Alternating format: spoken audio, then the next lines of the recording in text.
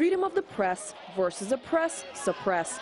A new reality for journalists reporting in the U.S., being roughed up, arrested, and blocked from coverage. It's definitely unacceptable and not something that we should just let happen in a country that prides itself on freedom and the First Amendment. I was down there Tuesday morning. Petite 21-year-old Anna Miller was tear-gassed by police. It tasted pretty disgusting and really hurts your eyes a lot. Another journalist, Kristen Gwynn, handcuffed while text messaging, then held for several hours. I was arrested on the Brooklyn Bridge on October 1st, covering the action for Alternate. Then there's the brutal detention of Faith Logier, caught on tape by a colleague. And one cop literally came up from behind, grabbed her, and threw her to the ground. She's a journalist! An estimated 26 journalists have so far been arrested covering Occupy Wall Street protests. The majority are members of alternative media. The media is there to be a watchdog, to report the news, not to give you gentle sound bites that don't hurt your millionaire ears. Not hurting millionaire ears are the corporate media,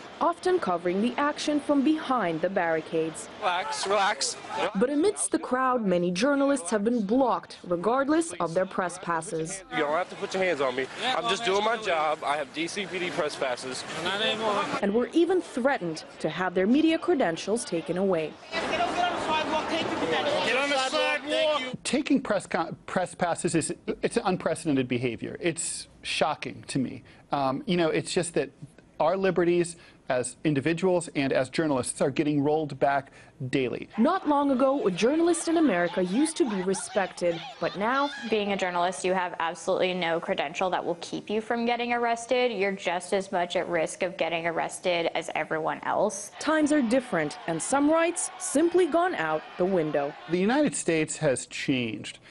20 years ago, when I got into this job, if you had press credentials, you could go anywhere, and it really was a free pass. Police brutality at Occupy Wall Street protests has peaked recently, and some officials have even attempted to keep it under wraps. They want to keep the journalists as separate from the protesters as they can so that they can see less of what's actually happening. Excuses for blocking the press given by authorities have varied, but many are just not buying it any longer. Media journalists don't have the right to videotape police activities.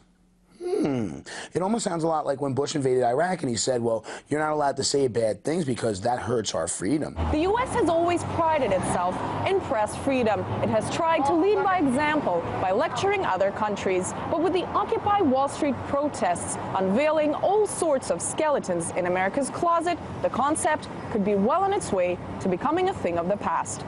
Anastasia Churkina, RT, New York.